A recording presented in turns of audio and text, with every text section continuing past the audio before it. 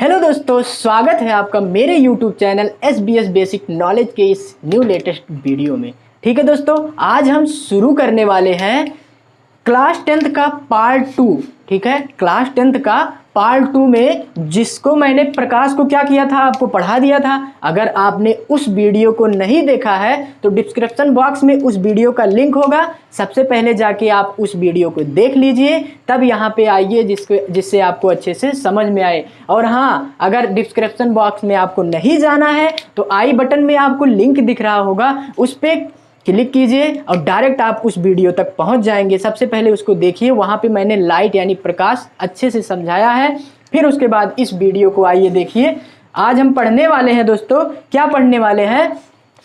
प्रकाश का परावर्तन एवं अपवर्तन। पहला चैप्टर है प्रकाश का परावर्तन एवं अपवर्तन। हम पढ़ने वाले हैं प्रकाश, क्या पढ़ने वाले हैं? प्रकाश का परावर्तन। जी हाँ दोस्तों, क्या पढ़ने वाले हैं? प्रकाश का परावर्तन।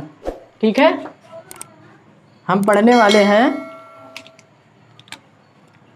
प्रकाश का परावर्तन। ठीक है दोस्तों, प्रकाश का परावर्तन हमारा हेडिंग है, जिसको हम आज आपको समझाएंगे। जब प्रकाश किसी पालिशदार व चिकने तल पर गिरता है तो उसका अधिकांश भाग वापस लौट जाता है। प्रकाश के चिकने तल से टकराकर लौटने की इस प्रक्रिया को प्रकाश का परावर्तन कहते हैं। जी हाँ दोस्तों, यहाँ पे देखिए, इसको समझिए, ध्यान से समझिए। चित्र के माध्यम से हम आपको अच्छे से हाथ बताते हैं। ठीक है, मान लीजिए कोई ये क्या है, पालिशदार या चिकना तल है। ठीक है, और यहाँ पे क्या है, लाल ऑक्साइड का पेंट किया गया है। ठीक है दोस्तों, क्या किया गया है? लाल ऑक्साइड का पेंट किया गया है। और ये पालिशदार और चिकना तल है कोई। ठीक है, तल है। ठीक है, अब क्या होगा, इसमें क्या लिखा है उसी माध्यम से लिखा, जब प्रकाश किसी पालिशदार व चिकने तल, ठीक है, पालिशदार व चिकने तल पर गिरता है। ठीक है, पालिशदार व चिकने तल पर गिराए हम। देखिए यहाँ पे क्या हुआ, पालिशदार या चिकने तल पे यहाँ पे गिरा। ठीक है, गिरता है तो उसका अधिकांश भाग, ठीक है, जो थोड़ा बहुत गिरता है तो उसका अधिकांश भाग क्या होता है, वापस लौट जाता है। ठीक है, ये यहाँ से जाएगा, यहाँ से टकरा के ऐसे जाएगा। ठीक है, तो उसका अधिकांश भाग इधर भी लौट जाता है। क्या होता है, इधर कुछ अधिकांश भाग लौट जाता है, तो उसे क्या कहते हैं? प्रकाश का परावर्तन कहते हैं। ठीक है, क्या कहते हैं? प्रकाश का परावर्तन। कि यहाँ से क्या हुआ, प्रकाश का किरण, ध्यान से समझना है आपको, प्रकाश का किरण सबसे पहले जाएगा यहाँ से। ठीक है, पहले यहाँ से प्रकाश का किरण हमारा गया और इस चिकने या पालिशदार से क्या हुआ, टकराया। ठीक है, चिकने या पालिशदार से टकराया तो ये परावर्तित हुआ। क्या हुआ? परावर्तित हो गया। ठीक है, ये परावर्तित हुआ, लेकिन कुछ भाग जो है वापस लौटता है। इसी लौटने की प्रक्रिया को क्या कहते हैं? प्रकाश का परावर्तन कहते हैं। ठीक है, प्रकाश का परावर्तन, इस लौटने की प्रक्रिया को हम क्या कहते हैं? प्रकाश का परावर्तन कहते हैं। जी हाँ दोस्तों, इसी को हम क्या कहते हैं? प्रकाश का परावर्तन कहते हैं। एक बार अच्छे से ध्यान से समझिए इसको। ठीक है, क्या होता है, जब प्रकाश किसी पालिशदार व चिकने तल पर गिरता है तो उसका अधिकांश भाग वापस लौट जाता है। प्रकाश की चिकने तल से टकराकर लौटने की इस प्रक्रिया को प्रकाश का परावर्तन कहते हैं। देखिए दोस्तों, क्या होता है, यहाँ से ये कोई पालिशदार या चिकना तल है। ठीक है, ये हमारा क्या है, पालिशदार या चिकना तल है कोई। ठीक है, इसको लाल ऑक्साइड से पेंट किया गया है। किससे किया गया है? लाल ऑक्साइड से। लाल ऑक्साइड से इसको पेंट किया गया है। ठीक है, ऑक्साइड से इसको पेंट किया गया है, लाल ऑक्साइड से। ठीक है, तो यहाँ से क्या होगा, ये पालिशदार चिकने तल से जब टकराएगा तो परावर्तन होगा। लेकिन परावर्तन होगा लेकिन यहाँ से कुछ भाग, इसका अधिकांश भाग यानी कुछ थोड़ा बहुत भाग वापस लौटेगा। जब ये वापस लौटेगा तो इसी लौटने की प्रक्रिया को प्रकाश का परावर्तन कहते हैं। ठीक है दोस्तों, समझ में आया? आई होप आपको अच्छे से ये समझ में आया होगा। ठीक है दोस्तों, अब चलिए हम आगे थोड़ा बढ़ते हैं। आगे हमारा क्या है, इससे संबंधित कुछ परिभाषाएं निकलेंगी भाई। जैसे मान लीजिए, आप ध्यान से समझिए, कोई मनुष्य है। ठीक है, अगर मनुष्य है तो उसका कोई ना कोई परिभाषा होगा। जैसे मनुष्य के आप देखेंगे, अगर मनुष्य का गुण, तो उसके पास हाथ होगा, पैर होगा, मुंह होगा, नाक होगा, उसी प्रकार प्रकाश का परावर्तन है तो इससे संबंधित कुछ ना कुछ परिभाषाएं होंगी, तो उसी के बारे में हम डिस्कस करेंगे। ठीक है, इसकी, ठीक है, प्रकाश का परावर्तन से संबंधित कुछ परिभाषाएं के बारे में हम जानते हैं। ठीक है, कुछ परिभाषाएं क्या है, चलिए हम लिखते हैं फिर बताते हैं आपको। ठीक है, तो देखिए दोस्तों, क्या है हमारा प्रकाश के परावर्तन से संबंधित कुछ परिभाषाएं। ठीक है दोस्तों, इससे संबंधित कुछ परिभाषाएं हम देखते हैं क्या क्या निकलती हैं। प्रकाश का परावर्तन आपको समझ में आया, यानी कोई पालिशदार, जैसे मान लीजिए ये हमारा है, ये पालिशदार या चिकना तल है। ठीक है, पालिशदार या चिकना तल है, इससे जब प्रकाश की किरण, ठीक है, प्रकाश की किरण ऐसे जाएगा और टकरा के परावर्तित होगा, लेकिन अधिकांश भाग इधर लौट जाएगा, तो उसी को क्या कहते हैं, प्रकाश का परावर्तन कहते हैं। ठीक है दोस्तों, क्या कहते हैं, प्रकाश का परावर्तन कहते हैं। प्रकाश का परावर्तन आपको समझ में आ गया है। तो अब उसके बाद हम पढ़ने वाले हैं प्रकाश के परावर्तन से संबंधित कुछ परिभाषाएं। उससे संबंधित कुछ परिभाषाएं क्या क्या हैं, देखिए दोस्तों, ये है हमारा पालिशदार या चिकना तल। ठीक है, क्या है, ये मान लीजिए चिकना तल है। ठीक है, इसको लाल ऑक्साइड से पीछे की तरफ पेंट कर देंगे तो यहाँ पे ये चिकना तल हो जाएगा, जिससे हमारा किरण क्या होगा, परावर्तित होगा। ठीक है दोस्तों, देखिए यहाँ से आने वाली किरण जो है ऐसे जाएंगी। ठीक है, यहाँ से किरण, इसको क्या बोलेंगे, आपतित किरण बोलेंगे। क्या बोलेंगे दोस्तों, आपतित किरण। और टकरा के जब यहाँ से जाएंगी ये, इसको बोलेंगे परावर्तित किरण। ठीक है, यानी परावर्तित हो गई, टकरा के जब परावर्तित होगी तो इसको क्या बोलेंगे, परावर्तित किरण। आने वाली किरण को आपतित किरण और टकरा के जाने वाली किरण को परावर्तित किरण बोलते हैं। जी हाँ दोस्तों, इसको आपतित किरण और इसको परावर्तित किरण। ठीक है, तो आपको समझ में आया। आपतित किरण अगर कोई पूछा तो आप बोलेंगे किसी भी वस्तु से निकलकर जब वो टकराती है, किसी भी वस्तु से निकलकर जब वो चिकने तल या पालिशदार तल पर टकराती है तो उस प्रक्रिया को, उस क्रिया को क्या कहते हैं, आपतित किरण कहते हैं। तथा टकराने के पश्चात यानी बाद में जब वो जाती है तो उस क्रिया को परावर्तित किरण कहते हैं। ठीक है दोस्तों, उस क्रिया को क्या कहते हैं, परावर्तित किरण कहते हैं। देखिए यहाँ से आई तो ये क्या हुई, हमारी आपतित किरण हुई, जब टकरा के गई तो ये हमारा परावर्तित किरण हुआ। ठीक है दोस्तों, समझ में आया।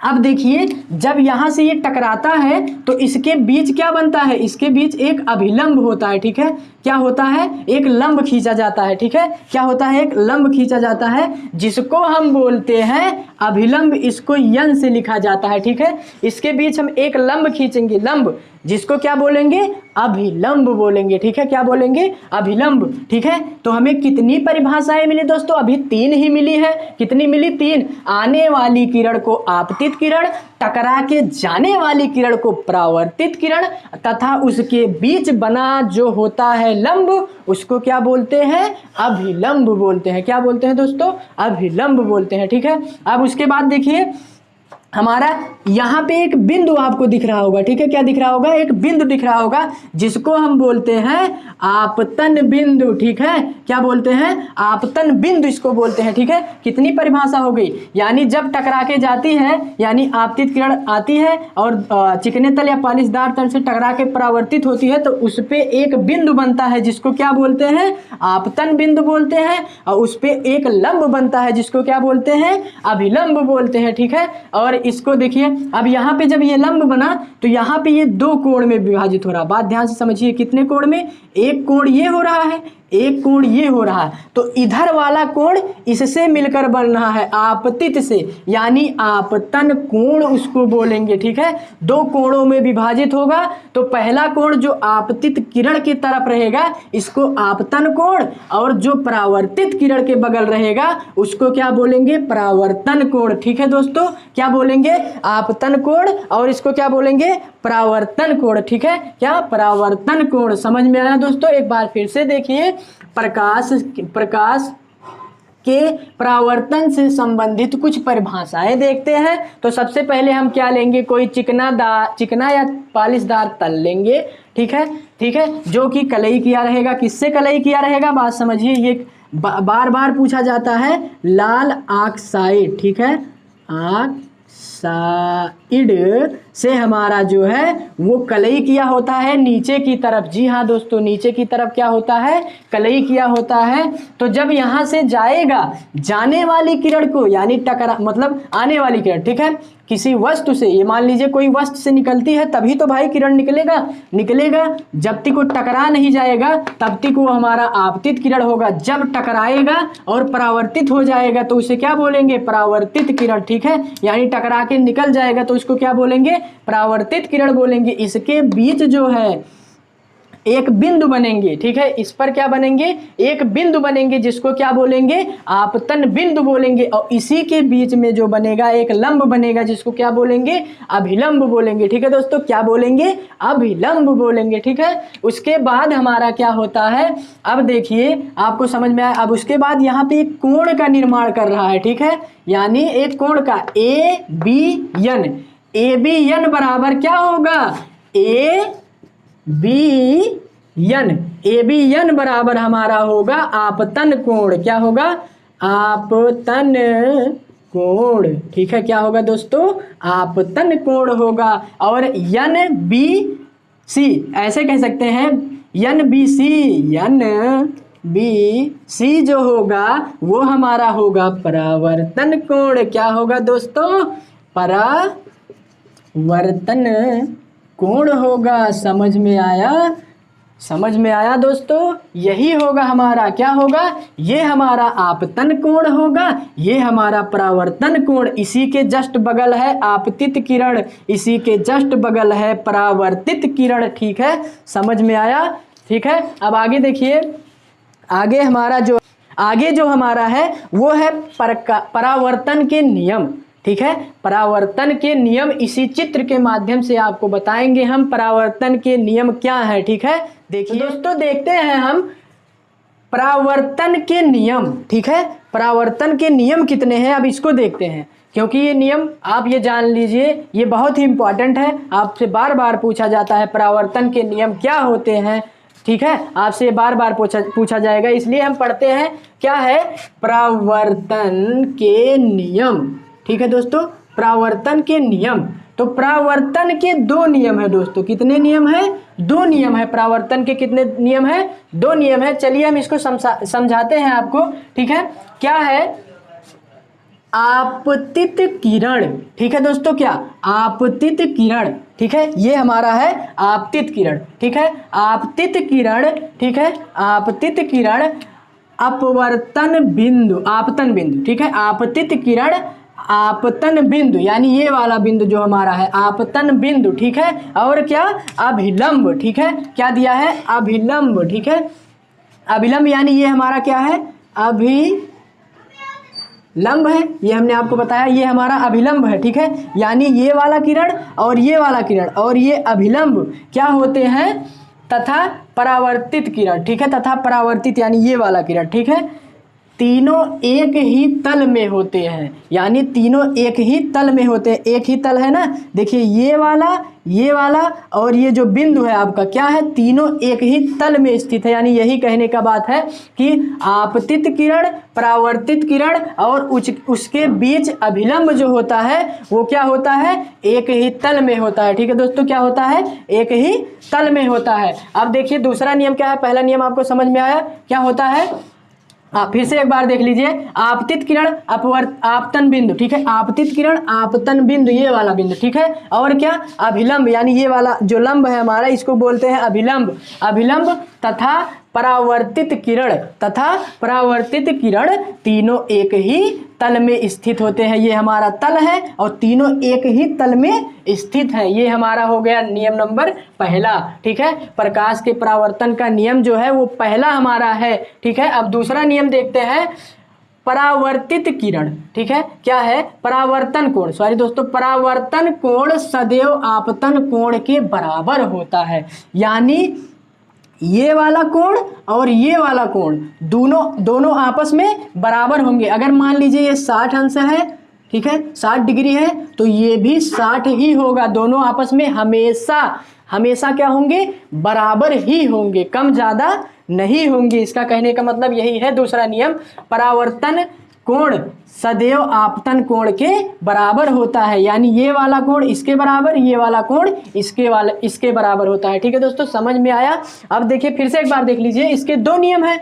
दो नियम में देखिए, पहला आपतित किरण यानी ये वाला किरण, ठीक है, और क्या आपतन बिंदु यानी यहाँ पे जो आपतन बिंदु स्थित है, और क्या अपवर्तित परावर्तित किरण और उसके बीच अभिलंब, तीनों जो है ये तीनों ही ये भी और ये भी तीनों एक ही तल में होते हैं। ठीक है, तीनों क्या होते हैं, एक ही तल में होते हैं। ठीक है, अब दूसरा देखते हैं, परावर्तन कोण सदैव आपतन कोण के बराबर होता है, यानी इस कोण और ये कोण, ये दोनों कोण क्या होता है, आपस में हमेशा बराबर होता है। ठीक है दोस्तों, क्या होता है, बराबर होता है। आई होप आपको ये भी अच्छे से समझ में आया है। अब देखिए हमारा अगला हेडिंग जो है इमेज यानी प्रतिबिंब है। हम चलते हैं प्रतिबिंब को अच्छे से समझते हैं। ठीक है, प्रतिबिंब को क्या करते हैं, अच्छे से समझते हैं। ठीक है, तो चलिए दोस्तों हम देखते हैं क्या है हमारा है प्रतिबिंब। ठीक है दोस्तों, अगला पॉइंट जो है वो है हमारा प्रतिबिंब। जी हाँ दोस्तों, अब की बार हमें पढ़ना है प्रतिबिंब के बारे में। प्रतिबिंब किसे कहा जाता है, आइए हम इसको ध्यान से अच्छे से समझते हैं। ठीक है, क्या है, देखिए दोस्तों, यदि प्रकाश की किरणें, कोई भी प्रकाश की किरणें होंगी, ठीक है, वस्तु के किसी बिंदु से चलकर, एक बार पढ़ देते हैं तब आपको अच्छे से समझाते हैं। ठीक है, वस्तु के किसी बिंदु से चलकर परावर्तन के पश्चात यानी बाद किसी दूसरे बिंदु पर जाकर मिलती है अथवा किसी दूसरे बिंदु से आती हुई प्रतीत होती है, तो इस दूसरे बिंदु को पहले बिंदु का प्रतिबिंब कहा जाता है, इमेज कहा जाता है। देखिए दोस्तों, होता क्या है इसमें, जैसे मान लीजिए, उदाहरण समझिए तभी आपको अच्छे से समझ में आएगा। जी हाँ दोस्तों, यानी प्रतिबिंब हूबहू क्या होता है, यानी जैसे का तैसा, सेम प्रकार। जैसे मान लीजिए अगर हम यहाँ पे एक मान लीजिए हमारा क्या है, ये हमारा कोई मतलब चिकनाया तल है। ठीक है, चिकनाया मतलब क्या कहते हैं, चिकनाया परावर्तक तल है। ठीक है, यहाँ से देखिए, बात ध्यान दीजिए, बात ध्यान देना है आपको।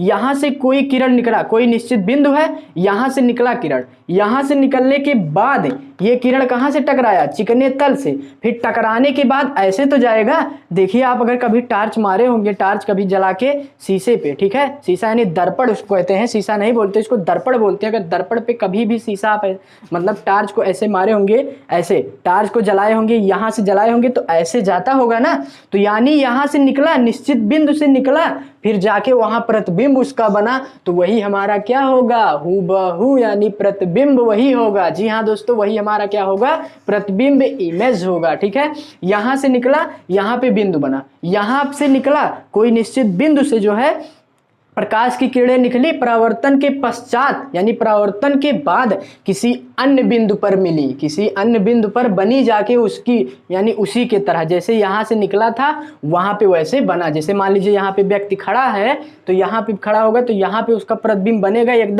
एकदम हूबहू एकदम सेम बनेगा। ठीक है दोस्तों, तो देखिए अब आपको समझ में आएगा जब मैं इसको पढ़ूंगा। जी हाँ दोस्तों, देखिए क्या है,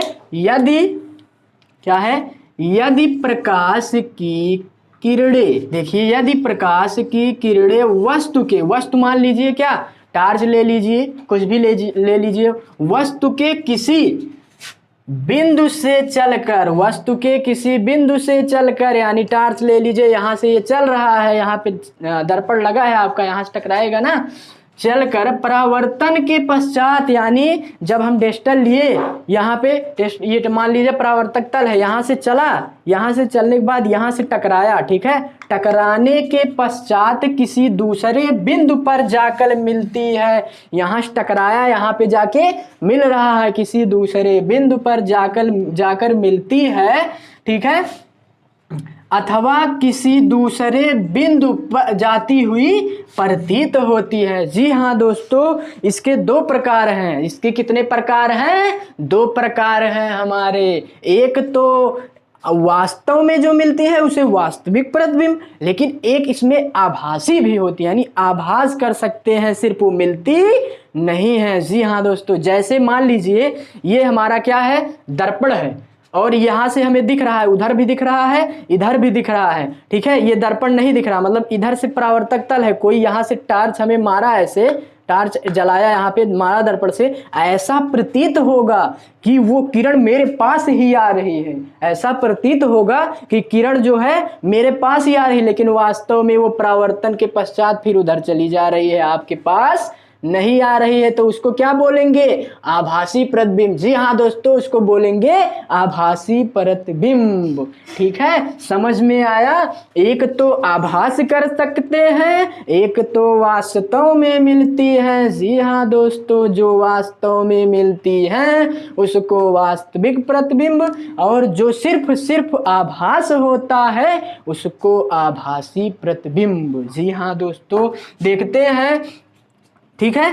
प्रतीत होती हैं, इस दूसरे बिंदु को पहले बिंदु का क्या कहते हैं, प्रतिबिंब कहते हैं। इस दूसरे बिंदु को, जो यहाँ पे दूसरा बिंदु जाके बना, उसको पहले बिंदु का प्रतिबिंब कहते हैं, उसको पहले बिंदु का प्रतिबिंब कहेंगे। तुम्हारा भाई प्रतिबिंब वो बन गया, देख लो। समझ में आया दोस्तों? जी हाँ दोस्तों, बिल्कुल आया, क्यों नहीं होगा। फिर से एक बार देखिए, क्या है, यदि प्रकाश की किरणें वस्तु से किसी बिंदु से चलकर, ठीक है, वस्तु के किसी बिंदु से चलकर, टार्च लीजिए, यहाँ पे जला दीजिए टार्च, लो चलो, यहाँ से जाएगा, टकराएगा, यहाँ से परावर्तित होने के पश्चात उसका प्रतिबिंब रेडी हो जाएगा बनके। इस वस्तु का प्रतिबिंब यहाँ बनेगा, इस वस्तु का प्रतिबिंब यहाँ बनेगा। जी हाँ दोस्तों, देखिए, यही समझाने की बात कर रहे हैं। क्या है, ठीक है, यदि प्रकाश की किरणें वस्तु के किसी बिंदु से चलकर परावर्तन के पश्चात दूसरे बिंदु पर जाकर मिलती हैं, याद हुआ कि नहीं, परावर्तन के पश्चात किसी दूसरे बिंदु पर जाकर मिलती हैं। जी हाँ दोस्तों, मिलती हैं, अथवा किसी दूसरे बिंदु से जाती हुई आती हुई प्रतीत होती है, या तो वास्तव में मिलती है या तो प्रतीत होती है, तो उसको क्या कहते हैं, प्रतिबिंब कहते हैं। जी हाँ दोस्तों, समझ में आया। अगर वास्तव में मिलती हैं तो उसको वास्तविक प्रतिबिंब, और अगर आभास करते हैं, प्रतीत होती है, तो उसको आभासी प्रतिबिंब। जी हाँ दोस्तों, उसको आभासी प्रतिबिंब। समझ में आया दोस्तों? तो हाँ, इसके दो प्रकार हैं, दो प्रकार हम वैसे समझा देते हैं, उसको बताएं, मतलब लिखवाएंगे नहीं। क्यों नहीं लिखवाएंगे? क्योंकि कुछ ना कुछ आपको अपने मन से करना है। आप अब हाई स्कूल में हैं, ठीक है। देखिए क्या होता है, जो वास्तव में मिलते हैं, यहां तक लिखेंगे आप, परावर्तन के पश्चात, ठीक है, परावर्तन के पश्चात जो वास्तव में मिलती है उसको वास्तविक प्रतिबिंब, और परावर्तन के पश्चात जो आभास कर सकते हैं उसको आभासी प्रतिबिंब। जी हाँ दोस्तों, समझ में आया? आई होप आपको बहुत अच्छे से समझ में आया होगा। अगर अब हम आपको बताना चाहेंगे कि ये हमारा जो है फिजिक्स क्लास 10th का प्रतिबिंब तक हमने पढ़ा दिया है। अब आपका जो कल क्लास होगा वो बहुत इम्पॉर्टेंट क्लास होगा, वो होगा दर्पण के बारे में। बोलिए, दर्पण के बारे में आपको बताएंगे। आज के लिए इतना ही दोस्तों। अगर वीडियो पसंद आया है तो वीडियो को कर दीजिए लाइक, और चैनल को भी सब्सक्राइब नहीं किया है तो चैनल को सब्सक्राइब कर दीजिए। बगल में बेल आइकन आ रहा होगा, उसको ऑल पर कर दीजिए, जिससे नोटिफिकेशन आपको तुरंत मिले जैसे भी मैं वीडियो डालूं। ठीक है दोस्तों, चलते हैं, मिलते हैं नेक्स्ट वीडियो में। जय हिंद, जय भारत।